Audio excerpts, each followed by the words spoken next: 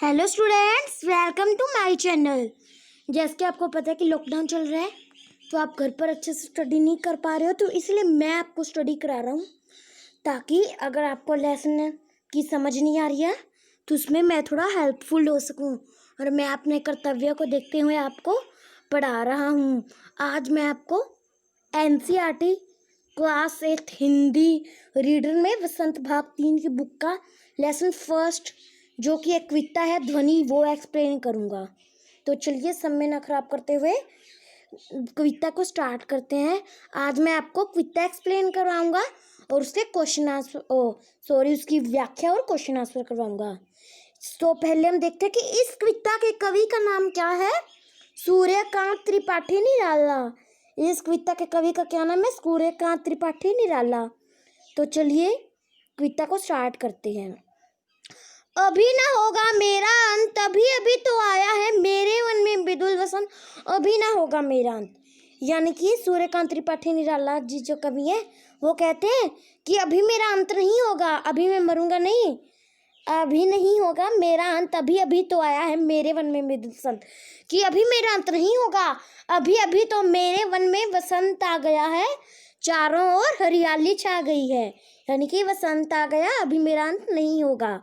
हरे हरे ये पात डालियां कोमल गात, मैं ही अपना स्वप्न मृदुल कर फेरूंगा निदित कलियों पर, जगाए प्रत्युष मनोहर। पहले हम फर्स्ट पहरे की व्याख्या हम साथ साथ नहीं कर लेते हैं, क्योंकि बाद में हम व्याख्या करेंगे, साथ में आपको एक्सप्लेन भी हो जाएगा। तो फर्स्ट पहरे अभी ना होगा मेरे अंत वाले का व्याख्या देखते हैं। पहले हम इसका प्रसंग देखेंगे। देखिए प्रसंग क्या है। प्रस्तुत पंक्तियां हमारी हिंदी की पाठ्य पुस्तक वसंत भाग 3 में रचित कविता ध्वनि में से ली गई है। इसके कवि सूर्यकांत त्रिपाठी निराला है। इस कविता में कवि वसंत ऋतु के माध्यम से लोगों में नव चेतना की जागर करना चाहते हैं। संकेत देखिए, अभी ना होगा, अभी ना डैश मेरा अंत।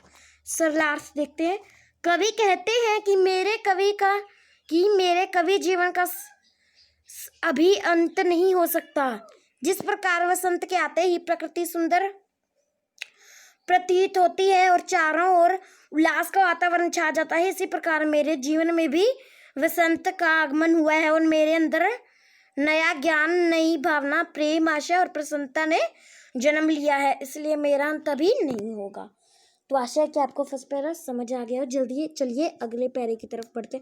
हरे हरे ये पात डालियां कलियां कोमल गात, मैं ही अपना स्वप्न मृदुल कर फेरूंगा निदित कलियों पर, जगाए प्रत्युष मनोहर। तो सेकंड पैरा देखते हैं। संकेत है हरे हरे डैश मनोहर। सरलार्थ है वसंत के आ जाने से चारों ओर हरियाली छा गई है, कुछ कलियां और कोमल पत्ते बहुत सुंदर दिखाई दे रहे हैं। कवि आगे कुछ कलियां अभी सोई हुई हैं अर्थात बंद हैं।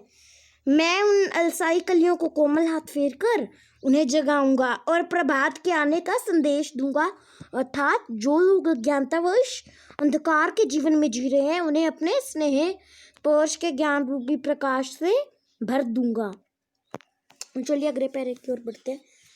पुष्प पुष्प से तंद्रालस लालसा खींच लूंगा मैं, अपने नव जीवन का अमृत से हैस्ट खींच दूंगा मैं।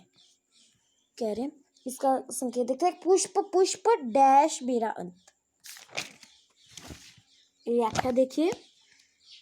कवि कहते हैं कि मैं अलसाई फूलों से उनकी आलस्य खींच लूंगा और खुशी खुशी अपने जीवन के अमृत से उन्हें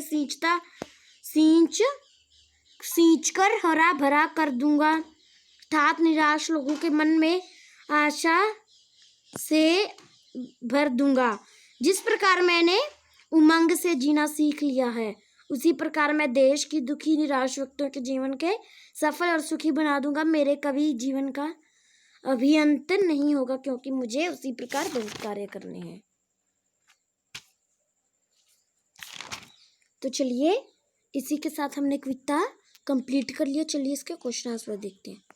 कवि को ये देखिए, ये हम जो कविता से क्वेश्चन है ये हम डिस्कस करेंगे। फर्स्ट क्वेश्चन है, कवि को ऐसा विश्वास क्यों है कि उसका अंत अभी नहीं होगा? इसका उत्तर है, कवि को ऐसा विश्वास है कि उसका उसका अंत अभी नहीं होगा, क्योंकि अभी इन्हें देश के निराश व्यक्तियों के मन में आशा रूपी ज्ञान का प्रकाश भरना है।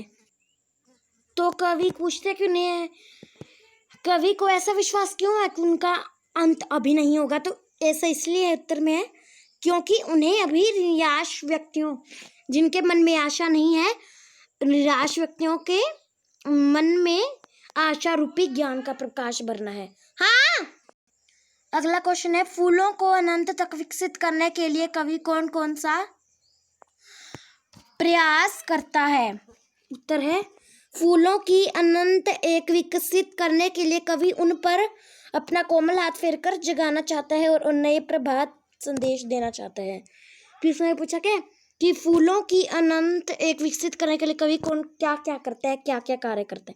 तो वो अनंत एक विकसित करने के लिए फूलों पर अपना कोमल हाथ फेरकर उन्हें नींद से जगा देता है। तो नेक्स्ट क्वेश्चन